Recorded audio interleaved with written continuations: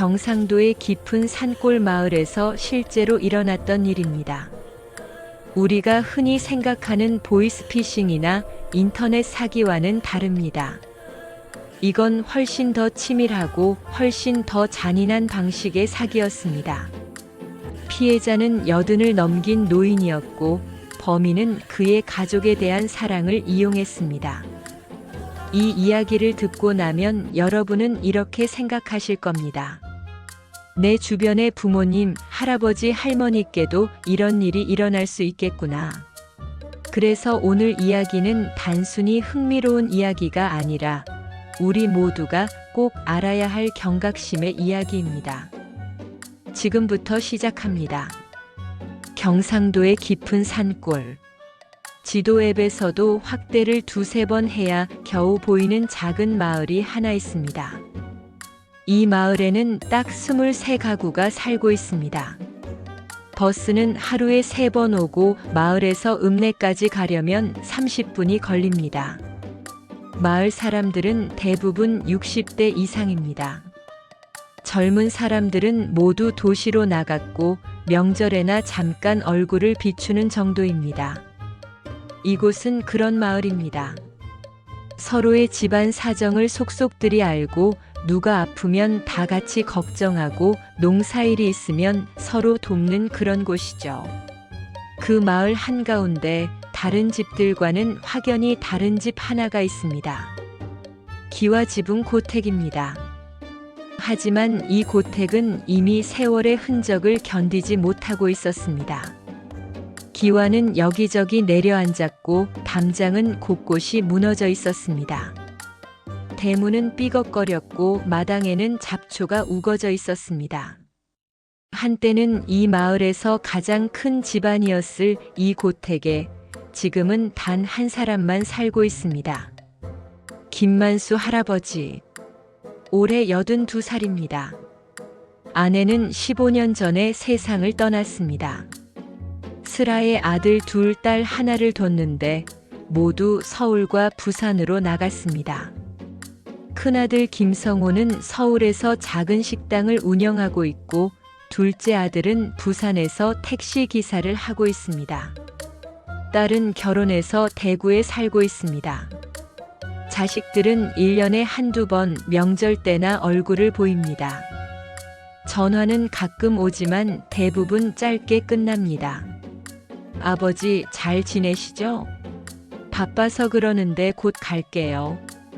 하지만 곧은 좀처럼 오지 않습니다. 김만수 할아버지는 평생 농사만 지으며 살았습니다.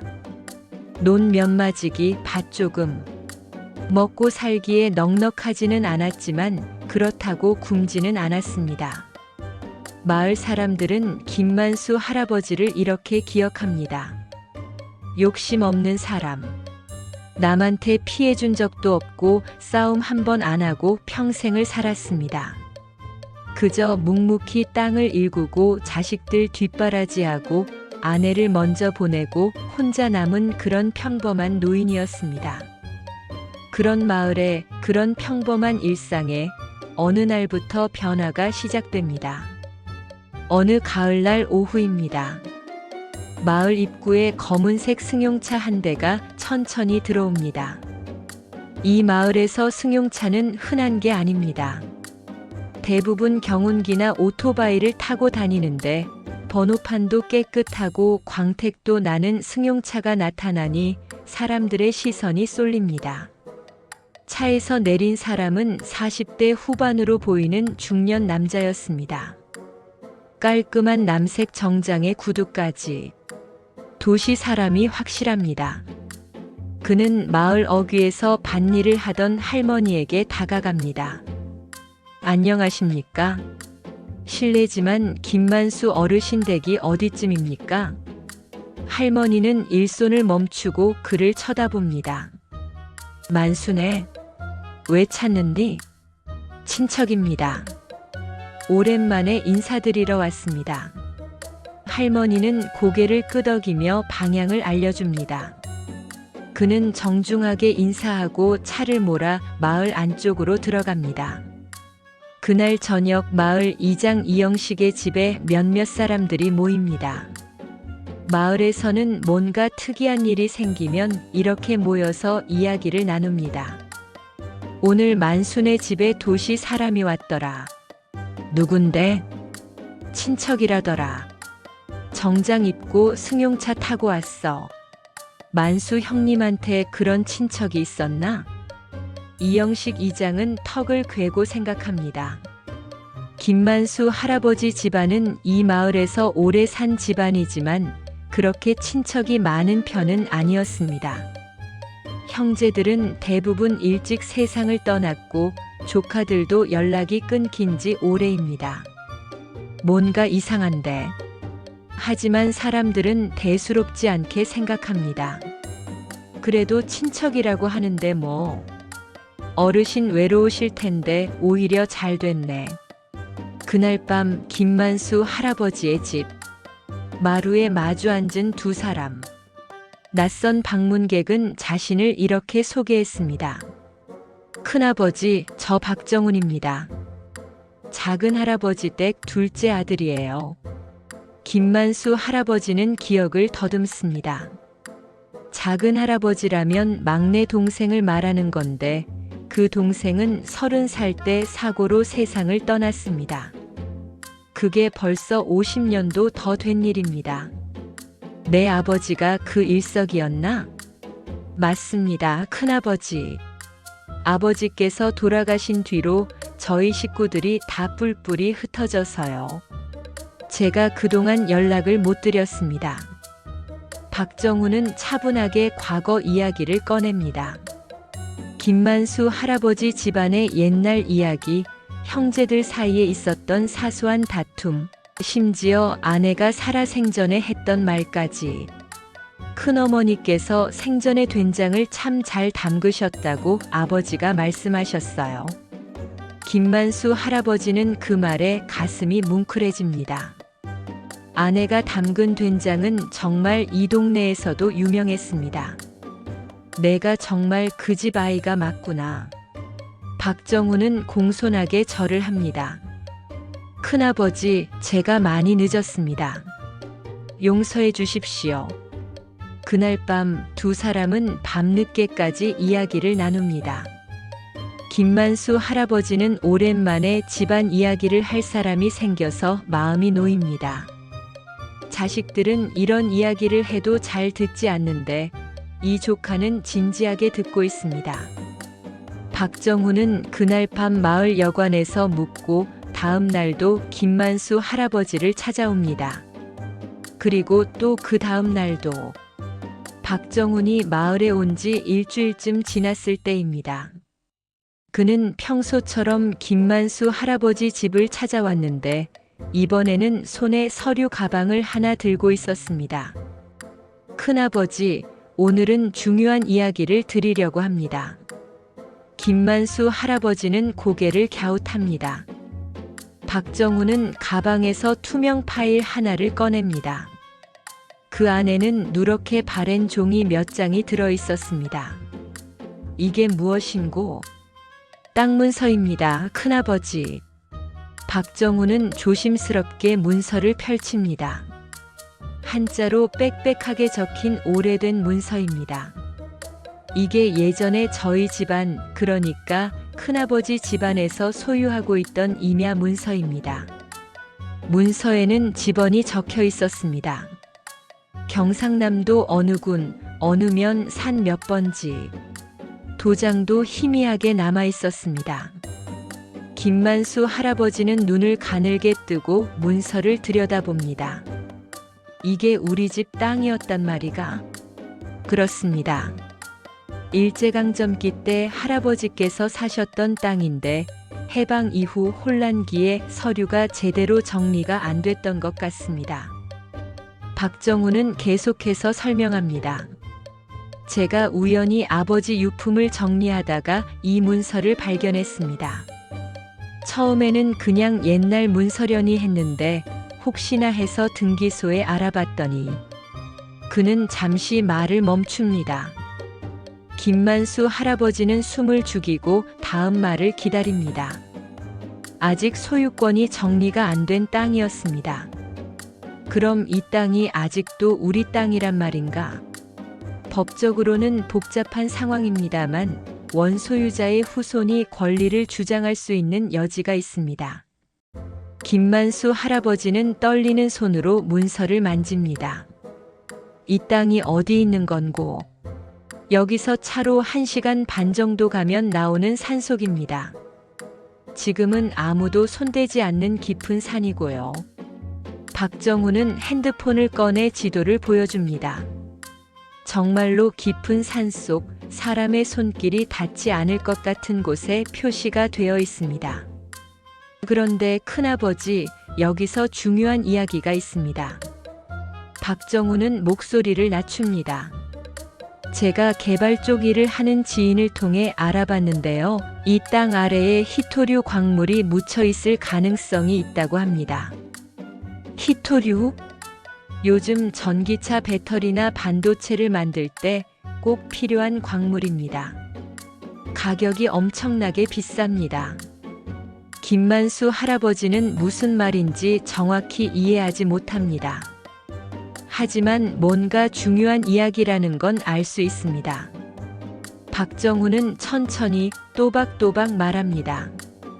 보수적으로 평가해도 이 땅의 가치가 100억 원은 넘을 겁니다.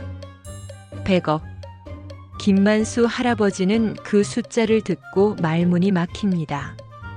평생 농사를 지으며 한 해에 1,000만 원 버는 것도 어려웠던 사람에게 100억이라는 숫자는 현실감이 없습니다. 100억이라니 그게 무슨... 큰아버지, 저도 처음에는 믿기지 않았습니다. 그런데 전문가들이 조사한 결과가 그렇다고 합니다. 박정우는 진지한 표정으로 계속합니다. 다만 문제가 있습니다. 아직 공식적으로 발표되기 전이라 밖으로 이 이야기가 새면 안 됩니다. 다른 사람들이 알면 땅을 빼앗기거나 권리 주장을 하는 사람들이 나타날 수 있습니다. 그럼 어떻게 해야 하는디? 제가 조용히 절차를 밟고 있습니다. 큰아버지께서는 아무한테도 이야기하지 마시고 제가 알아서 처리하겠습니다. 김만수 할아버지는 고개를 끄덕입니다.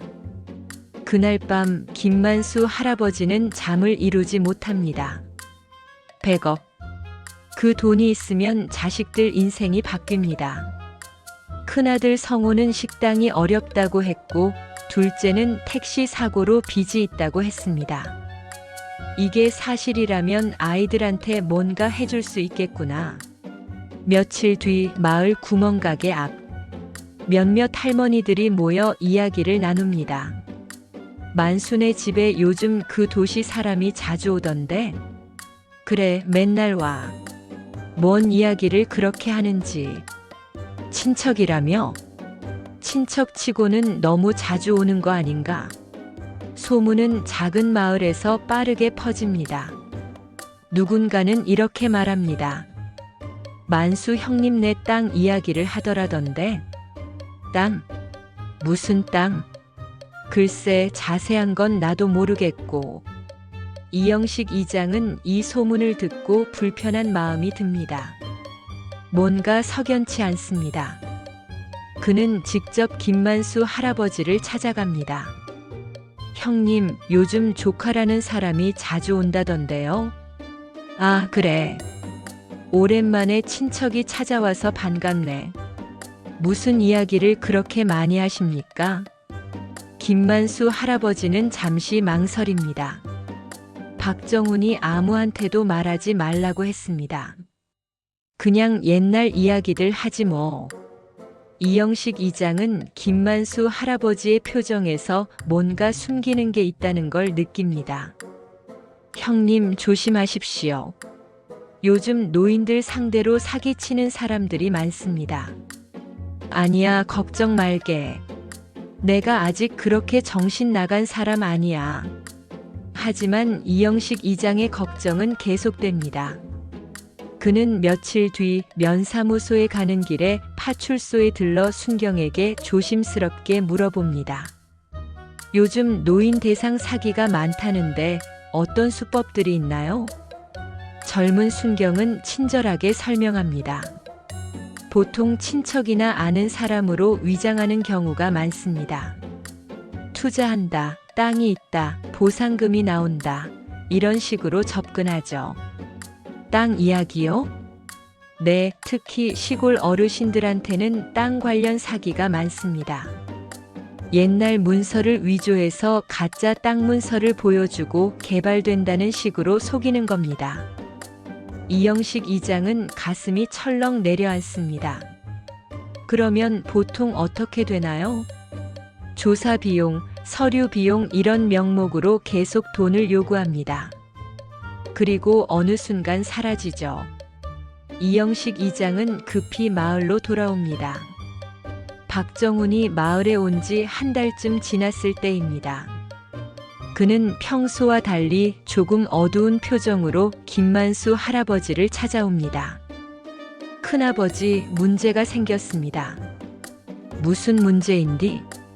광물 조사를 하려면 공식 절차를 밟아야 하는데 비용이 생각보다 많이 듭니다. 박정훈은 서류 몇 장을 꺼냅니다.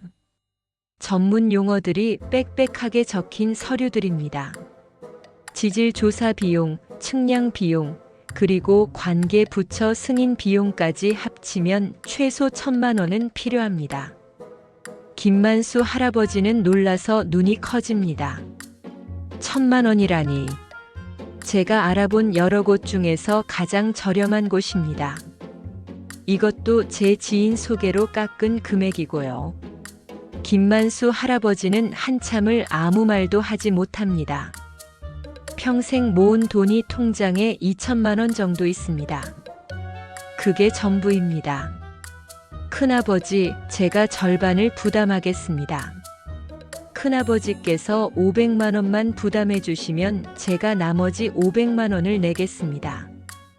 500만 원. 이 돈만 있으면 조사를 시작할 수 있습니다. 그리고 개발이 확정되면 그때는 정말 큰 돈이 들어옵니다. 김만수 할아버지는 며칠을 고민합니다. 밤마다 잠을 설칩니다. 서울에 있는 큰아들 성호가 전화를 합니다. 아버지, 잘 지내시죠? 그래, 잘 있다. 너는? 저야 뭐 그저 그렇죠. 요즘 장사가 안 돼서 빚도 좀 있고. 그 말을 듣는 순간 김만수 할아버지는 결심합니다. 다음 날 그는 읍내 은행에 갑니다. 떨리는 손으로 적금 통장을 내밉니다. 500만 원 찾으려고 합니다. 은행원은 확인 절차를 거쳐 현금을 세어줍니다. 김만수 할아버지는 그 돈을 봉투에 넣어 박정훈에게 전합니다. 고맙습니다, 큰아버지. 꼭 좋은 결과로 보답하겠습니다.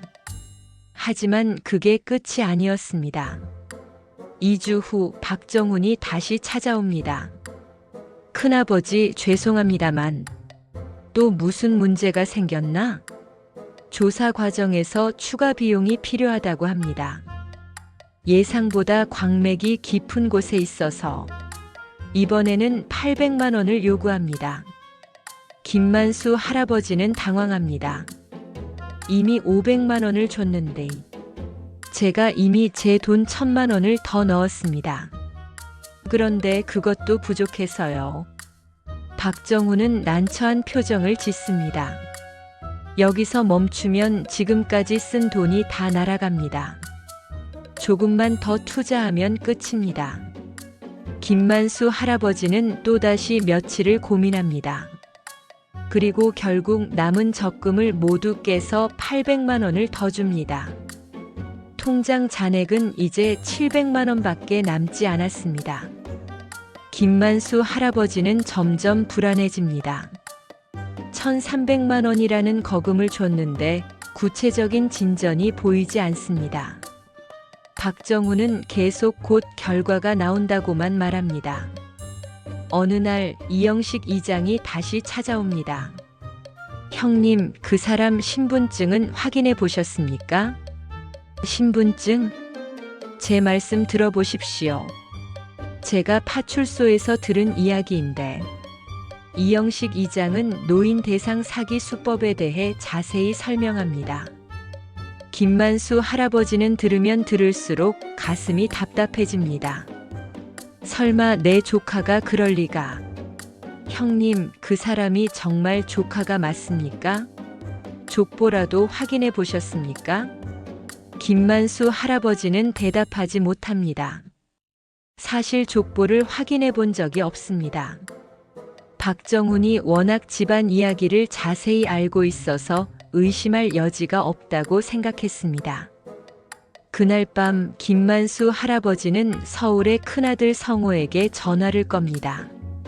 성호야, 내 작은 할아버지 댁 아들 중에 정훈이라는 사람 아는가? 작은 할아버지요? 아버지, 작은 할아버지는 제가 태어나기도 전에 돌아가셨잖아요. 그래도 그 집 자식들이 있을 거 아니가? 글쎄요, 저는 한 번도 들어본 적이 없는데요. 왜 그러세요? 김만수 할아버지는 전화를 끊고 한참을 멍하니 앉아 있습니다. 다음 날 이영식 이장은 면사무소에 가서 옛날 족보와 호적 자료를 확인합니다. 그리고 충격적인 사실을 알게 됩니다. 김만수 할아버지의 막내 동생에게는 자식이 없었습니다. 결혼도 하지 않은 채 젊은 나이에 세상을 떠났습니다. 박정훈은 처음부터 거짓말을 한 것입니다. 이영식 이장은 급히 김만수 할아버지를 찾아갑니다.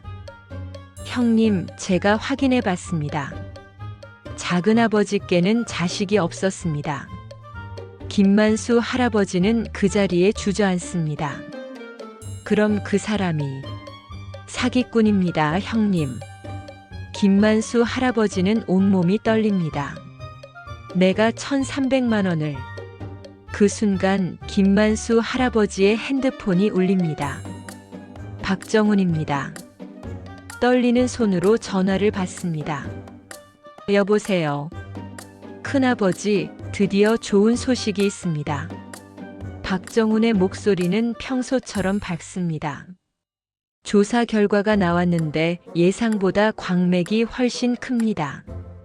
이제 정말 며칠만 기다리시면 됩니다. 김만수 할아버지는 울컥합니다. 당신이 누군가? 전화기 너머로 잠시 침묵이 흐릅니다. 무슨 말씀이십니까, 큰아버지?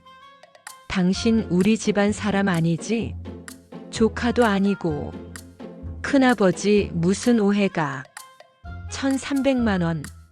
내가 평생 모은 돈이야. 당장 돌려줘. 또다시 침묵. 그리고 박정훈은 차분하게 말합니다. 큰아버지, 진정하십시오. 제가 곧 가서 설명드리겠습니다. 조금만 기다려 주십시오. 전화가 끊깁니다. 하지만 그날 박정훈은 나타나지 않았습니다. 다음 날도 그 다음 날도 전화는 더 이상 받지 않습니다. 이영식 이장과 함께 파출소에 신고를 하러 갑니다. 젊은 순경은 상황을 듣고 고개를 끄덕입니다. 비슷한 수법으로 여러 지역에서 피해 신고가 들어왔습니다. 박정훈이라는 이름도 가명일 가능성이 큽니다. 그럼 돈은요? 순경은 안타까운 표정을 짓습니다. 최선을 다해 수사하겠습니다만 솔직히 말씀드리면 어렵습니다. 김만수 할아버지는 그날 이후 한동안 말이 없었습니다. 밥도 제대로 먹지 않고 밤마다 혼자 마루에 앉아 있었습니다. 한 달 후, 서울에서 큰아들 성호가 급히 내려옵니다. 마을 사람들을 통해 아버지가 사기를 당했다는 소식을 들었습니다. 아버지, 왜 저한테 말씀 안 하셨어요? 김만수 할아버지는 아들을 보자 눈물이 납니다. 미안하다, 성호야. 아버지가 너한테 뭐라도 해주고 싶었는데. 무슨 말씀을 그렇게 하세요? 제 걱정은 하지 마세요. 내가 식당이 힘들다고 해서 빚이 있다고 해서. 성호는 아버지를 꼭 안습니다. 아버지, 제가 알아서 할 수 있어요. 아버지는 그냥 건강하게만 계세요. 그날 저녁 성호는 이영식 이장을 찾아가 감사 인사를 합니다. 우리 아버지 신경 써주셔서 감사합니다. 아닙니다. 제가 좀 더 일찍 알았더라면. 아니에요. 이장님 덕분에 더 큰 피해는 막았습니다. 성호는 며칠간 마을에 머물다가 서울로 올라갑니다. 떠나기 전 아버지께 말합니다. 아버지, 앞으로 이런 일 있으면 무조건 저한테 먼저 전화하세요. 알겠죠? 김만수 할아버지는 고개를 끄덕입니다. 박정우는 결국 잡히지 않았습니다. 경찰 조사 결과 그는 전국을 돌아다니며 비슷한 수법으로 수십 명의 노인들을 속인 전과가 있었습니다. 가짜 이름, 가짜 차량, 가짜 서류. 모든 게 치밀하게 계획된 범죄였습니다. 지금도 그 고택은 그 자리에 그대로 있습니다. 김만수 할아버지는 여전히 혼자 살고 있습니다. 1,300만 원은 돌아오지 않았습니다. 마을 사람들은 가끔 이렇게 말합니다. 조용한 마을일수록 가장 큰 이야기가 숨어 있다. 이 이야기는 특별한 사람이 아니라 누구에게나 일어날 수 있는 이야기입니다. 특히 외롭고 가족을 생각하는 마음이 클수록 사기는 더 쉽게 파고듭니다. 여러분의 부모님, 할머니, 할아버지도 혼자 계신가요? 가끔 이상한 사람이 찾아오지는 않나요? 투자하면 큰 돈을 벌 수 있다는 이야기를 하지는 않나요? 이 영상을 보시는 여러분께 부탁드립니다. 주변의 어르신들, 특히 혼자 사시는 분들께 자주 연락해 주세요. 요즘 이상한 사람 찾아온 거 없으세요? 이 한마디가 누군가의 평생 저축을 지킬 수 있습니다. 그리고 만약 주변에 이런 일을 겪는 분이 계시다면 주저하지 말고 경찰에 신고해 주세요. 사기는 범죄입니다. 부끄러운 일이 아닙니다. 피해자는 잘못이 없습니다. 오늘 영상이 도움이 되셨다면 좋아요와 구독 부탁드립니다. 그리고 이 영상을 많은 사람들과 공유해 주세요. 특히 부모님, 할머니, 할아버지께 꼭 보여드리세요. 다음 영상에서 또 뵙겠습니다. 감사합니다.